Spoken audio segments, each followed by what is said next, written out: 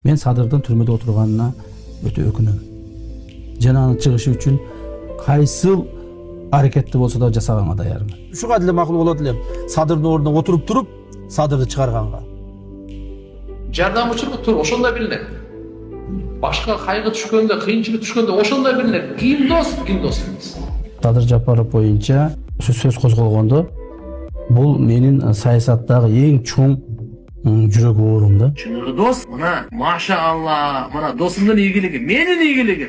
Менде болбосо да досумда болсун деген. Урматтуу президентибиз Сооронбай Шарипович, мен сизден дагы бир жол суранып кетем. Садыр Жапаровго ырайым кылыңыз. Садыр Жапаровго ырайым кылып, ушул Алла Тааланын ыйык күндөрүндө чыгарып бериңиз.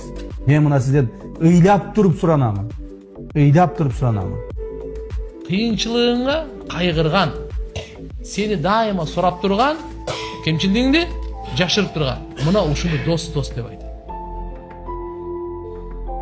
Садырга баштандык туугандар. Баштандык! Садырга баштандык! Дос дедиңби? Жүрөгүңдөн дос бол. Чыныгы дос бол. Биздин негизги партиябыздын программаларынын бири Садыр Жапаровду мыйзамдын чегинде чыгарууга, аны актап, мамлекеттик кызматка алып келүүгө жана аны элге кызмат кылдырууга милдеттүүбүз деп билебиз турган. Саңа жакшы күмөн кылган болсун чыныгы дос. Чыныгы дос ким?